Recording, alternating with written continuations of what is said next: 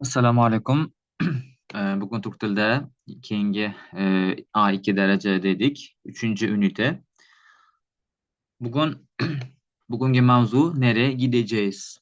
Biz kelasi zaman haqida gaplashayotgandik. Bu o'shani davomi bo'ladi inshaalloh. Oldin so'zlarni ko'rib chiqamiz.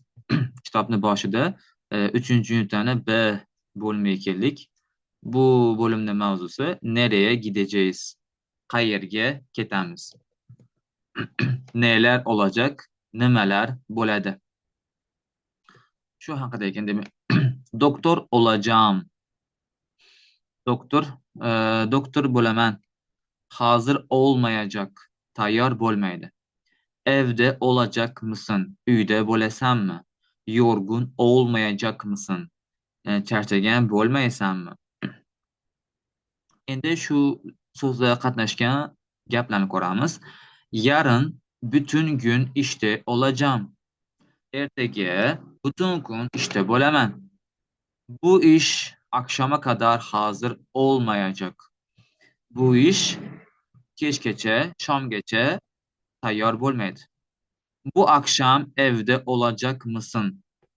Bu kecha, bu akşam uyda bo'lasanmi? Hayır, olmayacağım. Yo'q, bo'lmayman.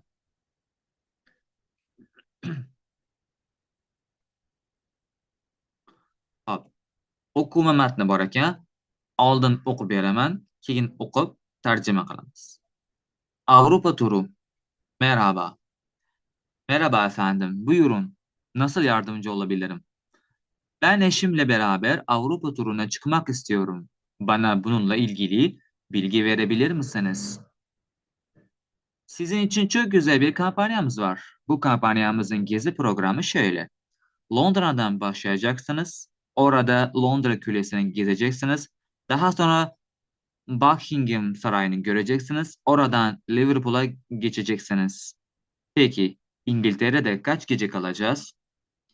İngiltere'de 2 gece kalacaksınız. Oradan Fransa'ya geçeceksiniz. Fransa'da Eyfel Kulesi'ni, Seine Nehri'ni, Şanzelize'yi gezeceksiniz. Orada da 2 gece kalacaksınız. Fransa'dan İtalya'ya geçeceksiniz. Anladım ama bizim fazla zamanımız yok.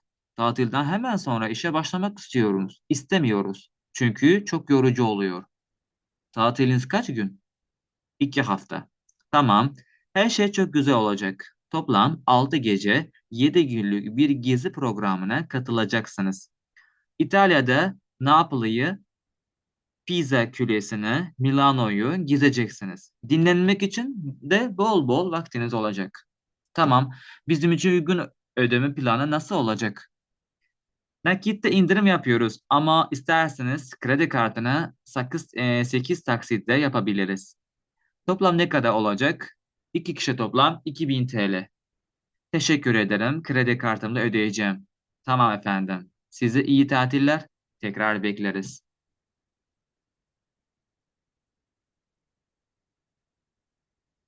Hop, Avrupa turu. Yevropa tur sayohati. Ali degan odam bilan görevli, ya'ni tur paketi sotadigan odam. Görevli degani o'sha ishga mas'ul bo'lgan odam. O'sha ishga mas'ul bo'lgan odamni görevli deydi. Hop. Merhaba. Merhaba. Merhaba deyapti. Merhaba efendim.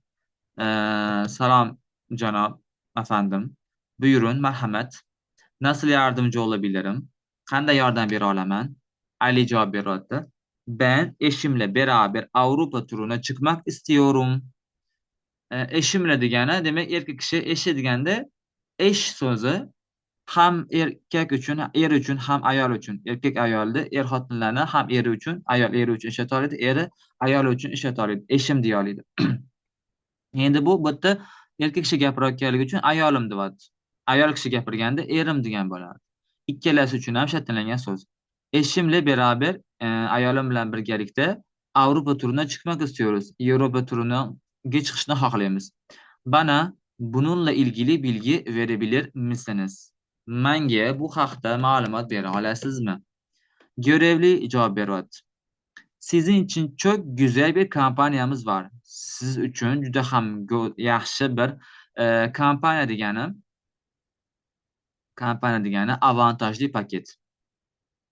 Boshqacha qilib aytadigan bo'lsak, avantajli paket. Avantajlı paket. Ya'ni foydali paket.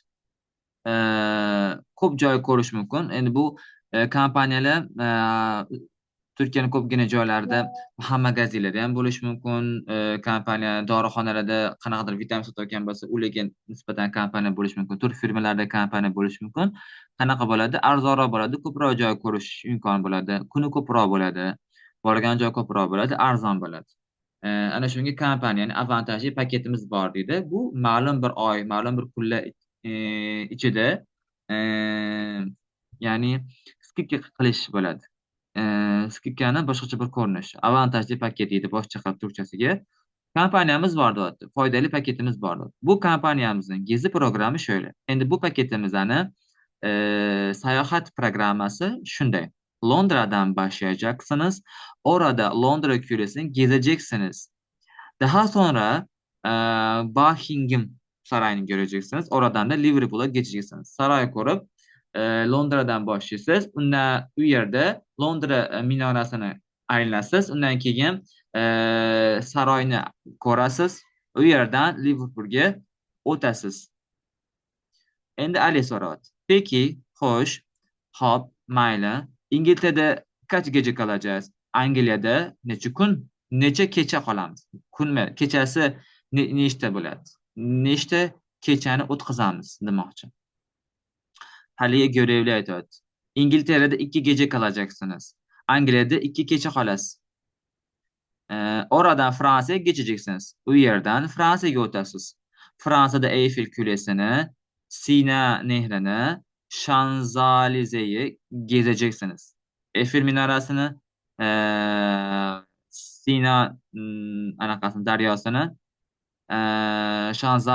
Şanzalize degan joy bor ekan. Ana shu joyni aylanasiz. Orada 2 gece kalacaksınız. Yani u yerda ham 2 kun qolar, 2 kecha qolasiz.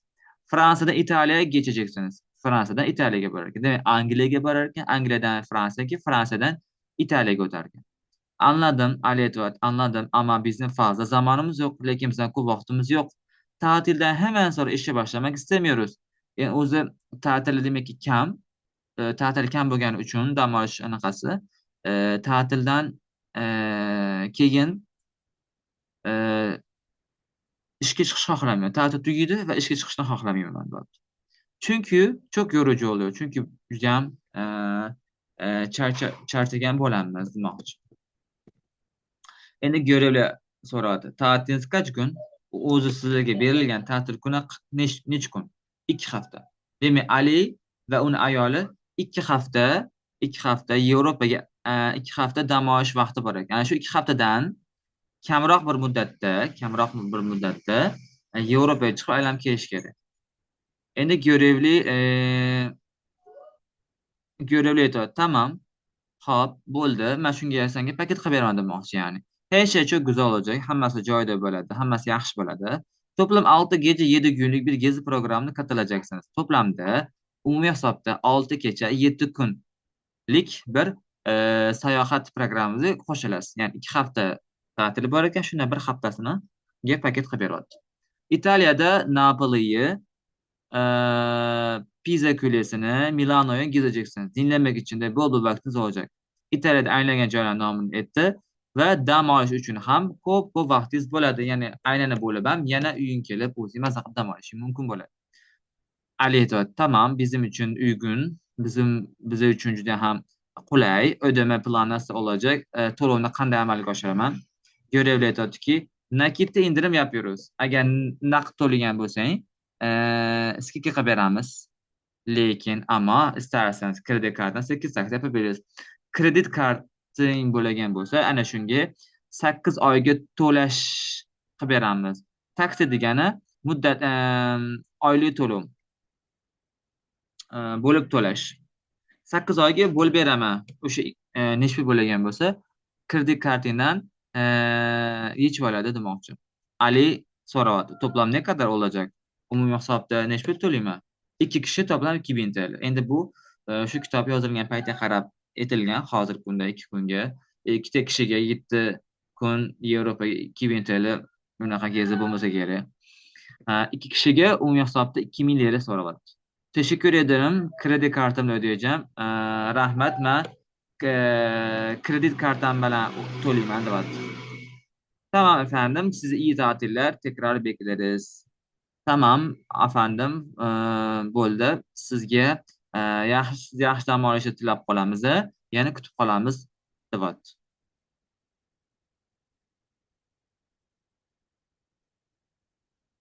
Endi shu matnga oid savollar bor. Ko'rib chiqamiz. Ali eşiyle beraber nereye gitmek istiyor? Nereye gitmek istiyordu? Avrupa turuna gitmek istiyor.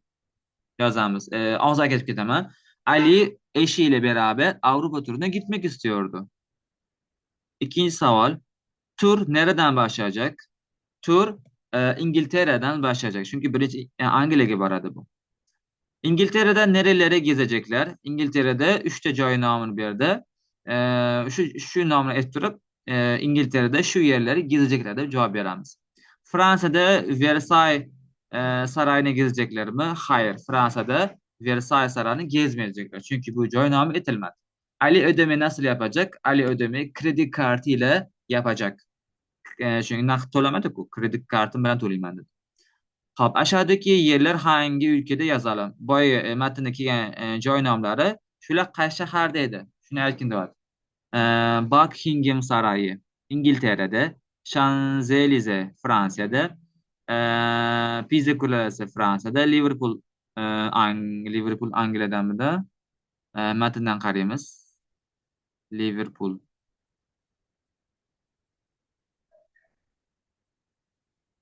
Hmm, İtalya Napoli göreceksiniz. Milano'yu göreceksiniz.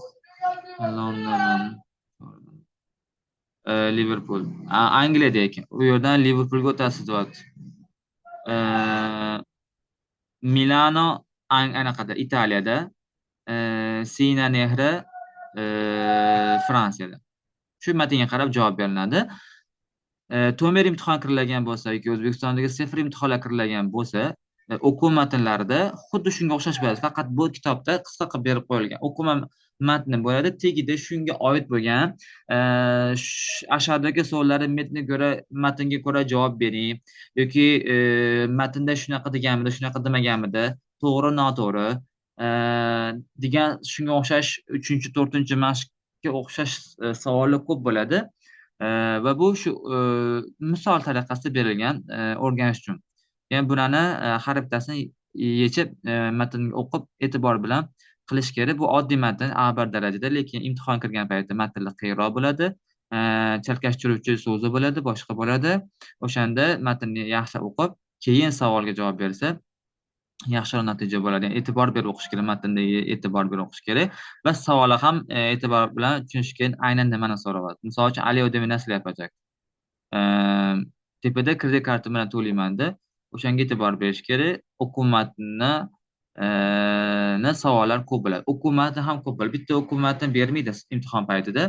Bir nechta o'quv matni bo'ladi. Misol uchun 4 ta o'quv matni bo'lgan bo'lsa, 4 yoki 5 ta o'quv matni bo'ladi. Kattaroq matnlar bo'ladi. Va o'sha matnga oid kamida 5 ta yoki 6 ta savol beriladi. Va bu hammasini o'qima, yozma, grammatika, bo'shlik to'ldirma hammasini o'qish umumiy vaqtda imtihonga qarab turib, misol uchun 1 soat, 1,5 soat, 60 daqiqa berish mumkin. Keyin konuşmay alohida vaqt berishadi.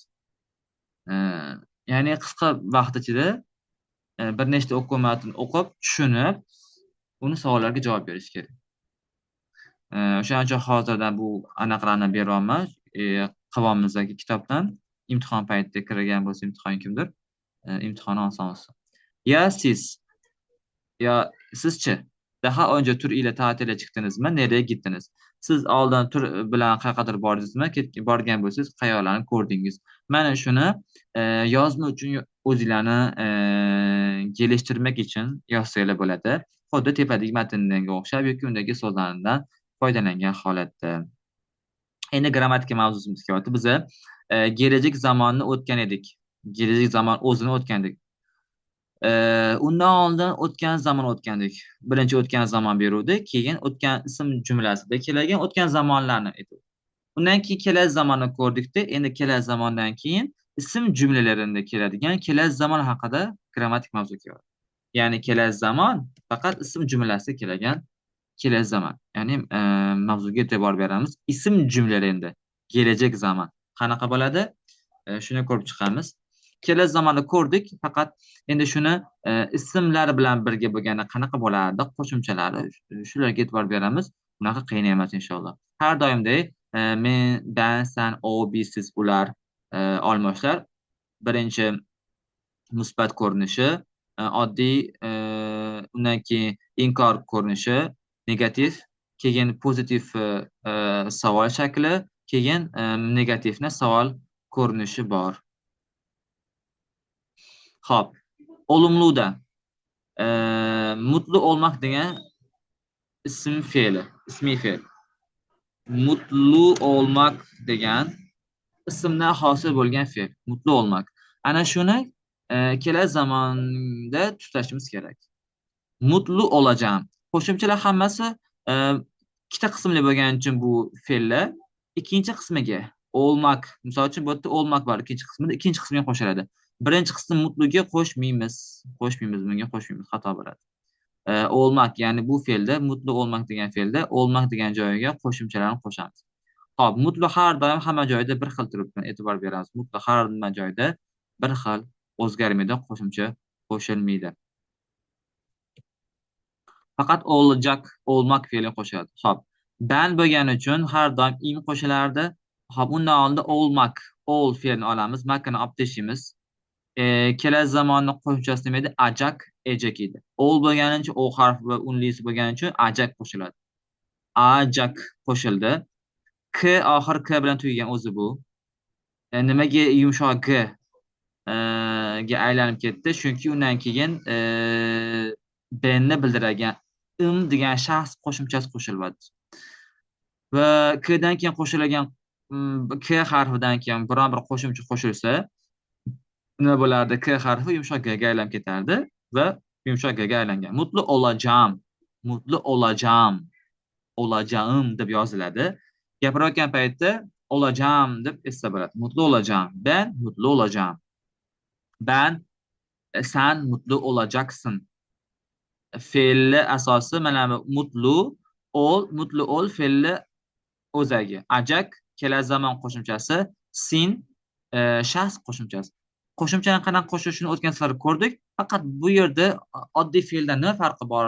Oddiy fe'ldagi kelasi zamon bilan ism jumlasiga kelgan kelasi zamon nima farqi bor? Farqi bu oldin ism bo'lgan. Mutlu degan ism, xursand.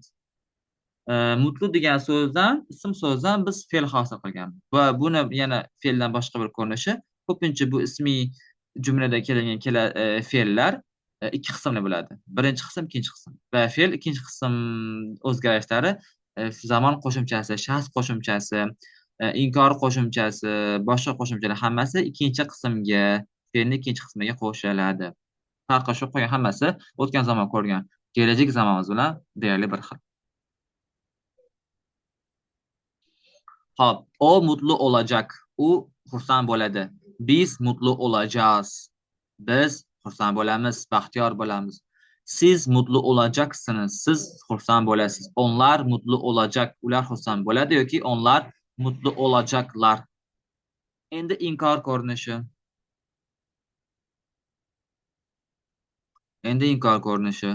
Ben mutlu olmayacağım.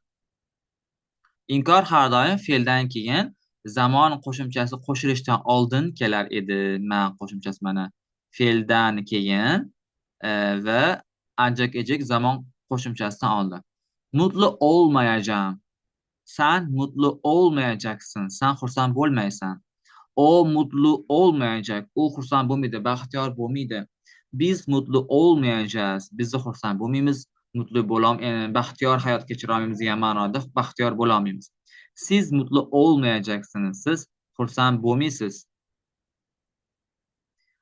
Onlar mutlu olmayacaklar. ya da onlar mutlu olmayacaklarını etmesen turib. Olumsuz soru. Yani mutlu olacağım mı? Savol ko'rinishi. Ben mutlu olacak mıyım? Ben xursand bo'lamanmi o'zi? Nimadir gap gapiryapti.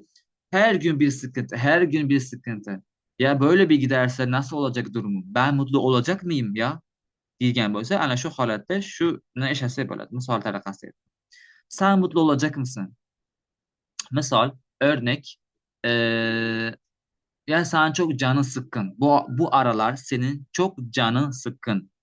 Sen nasıl kendini toparlayacaksın? Böyle gidersen kendini toparlayamazsın.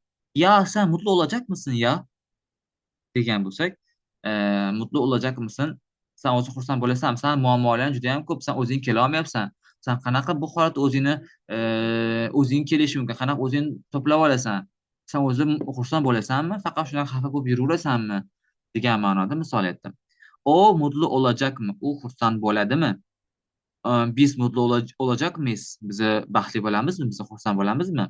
Siz mutlu olacak mısınız? Siz xursand bo'lasizmi, baxtli bo'lasizmi? Onlar mutlu olacak mı? Yok, yoki de onlar mutlu olacaklar mı? Olumsuz inkarning manfiy ko'rinishini savoli. Mutlu olmayacak mıyım? Mutlu olmayacak mısın? O mutlu olmayacak mı? Biz mutlu olmayacak mıyız? Bize xursand bo'lmaymizmi? Bize baxtiyor bo'lmaymizmi? Siz mutlu olmayacak mısınız? Siz xursand bo'lmaysizmi? Sen mutlu olmayacak mısın? Sen xursand bo'lmaysanmi? Misol uchun biron bir gap aytdi deb, shu gap aytganda men xursand bo'laman, u xursand bo'lmayapti. Shunda men aytishim mumkinki, ya ben bu olaydan sevindim. Sen neden mutlu olmayacaksın? Sen mutlu olmayacak mısın bu durumdan? Degan bo'lsa, shu holatga tushadi bu gapimiz. Onlar mutlu olmayacaklar mı? Yoki de onlar mutlu olmayacak mı? Ular xursand bo'lmaydimi, ular xursand bo'la olmaydimi? O'tgan zaman, kelasi zaman, o'tgan darsda ko'rgandik, o'sha bilan deyarli bir xil, hech qanday farqi yo'q. Faqat farqi ism jumlasi kelishi. Ism jumlasi kelishi fe'lni ikki qismdan iborat bo'lishi mumkinligida faqat. Misollarga qaraymiz, tarjima qilamiz. Örnek 2 ay sonra anne olacağım. Ona bo'lmoq. Anne ol ona o'z ism edi. Endi ona bo'lishlik deb fe'l yasadik ismni. Va bu ikki qismdan iborat bo'ldi. Birinchi qismi anne, ikkinchi qismi olmak. Va biz zamon, shaxs, inkor qo'shimchalar hammasini olmak ikkinchi qismiga beramiz. Anne olacağım. Men 2 oydan keyin ona bo'laman. İkinci gap, bu proje yarına kadar hazır olmayacak. Bu iş ertagacha tayyor bo'lmaydi. Bu proyekt ertagacha tayyor bo'lmaydi. Yarın evde olacak mısınız?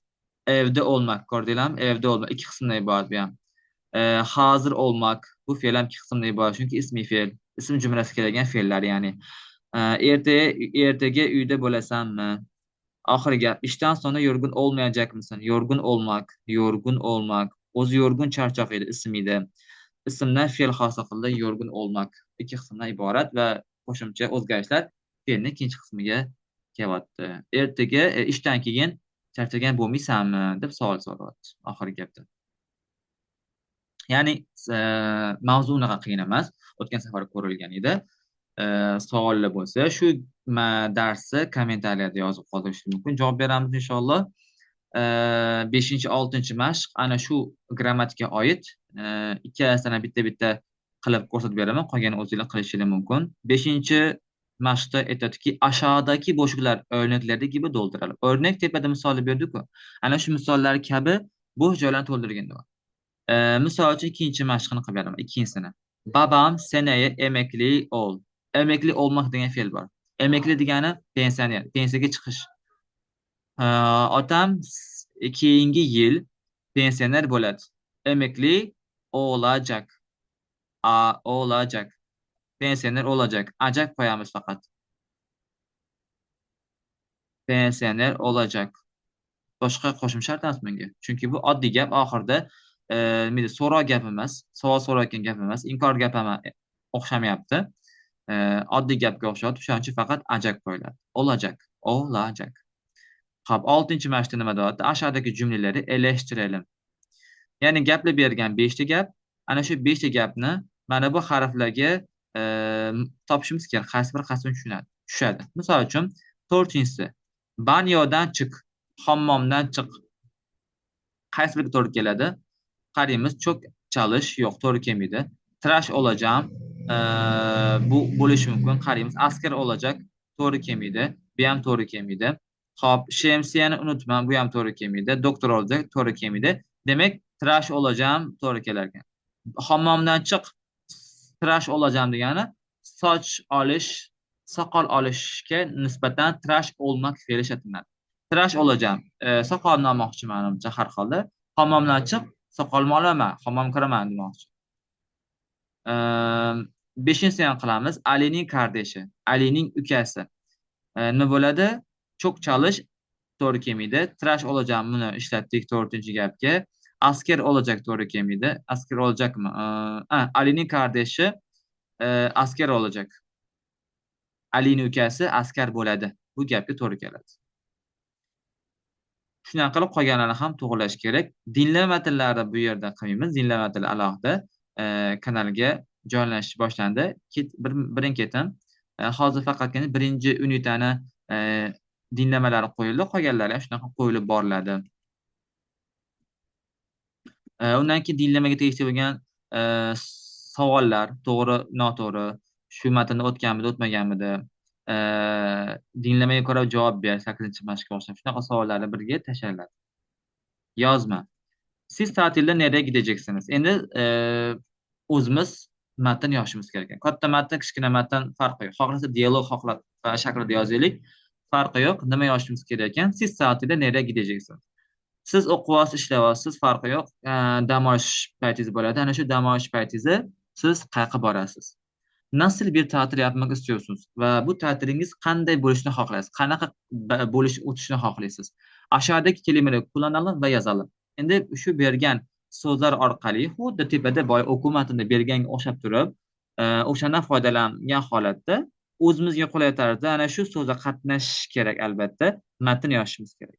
Qanaqa so'z kelgan? Deniz turizmi, deniz turizmi, kültür turizmi, madaniy turizm, sport turizmi, sport turizmi, rezervasyon yapmak, oldindan joy band qilish, ta'tilga chiqmak, ta'tilga borish, gitmek, ketmoq, gezmek, aylanmoq. Bu hammasi ishlatilinishi shart emas. Kamida deylik, bu yerda nechta? 1, 2, 3, 4, 5, 6, 7 ta. Kamida 4 tasi yozilgan matn ishlatilishi kerak. Konuşma, sizin ülkenizde gezeceğiler nereler, orada neler var? Buni oldin nima qilsa bo'ladi? Siz yashayotgan joyda qanaqa turistik joylar bor? Urada u yerlarni qanday aylanish mumkin? U joylar haqida ma'lumot. Shu paytgacha o'tilgan, bilingan so'zlar orqali qisqa soddagina A2 darajaga munosib ravishda qisqagina, soddagina matn yozibdir. Ana shuni yodlasanglar, konuşma uchun juda ham yaxshi qolib bo'ladi. Imtihonda konuşmada shunga o'xshash savollar so'raladi. Bular A1 darajaga moslab savol so'ragan, osonroq, ya'ni qiyin javob berish shart emas. Shunaqa qilib tayyorlansanglar bo'ladi. Va 3-chi unitani 3-chi qismiga J bandiga, J bo'limiga yetib keldik. Bu joyni keyingi darsda ko'rib chiqamiz inshaalloh. Konuşma matni uchun alohida yuzma-yuz qilish kerak buni albatta. Yuzma-yuz qilish xohlasanglar onlayn dars yozishingiz mumkin. Ham shu darslarni ko'ramiz, ham ko'proq konuşma qilib, konuşma ya'ni gaplashish mahoratini chiqaramiz inshaalloh. Shu bilan bugungi darsimiz tugadi. Kelasi darsda ko'rishguncha salomat bo'linglar. Assalomu alaykum.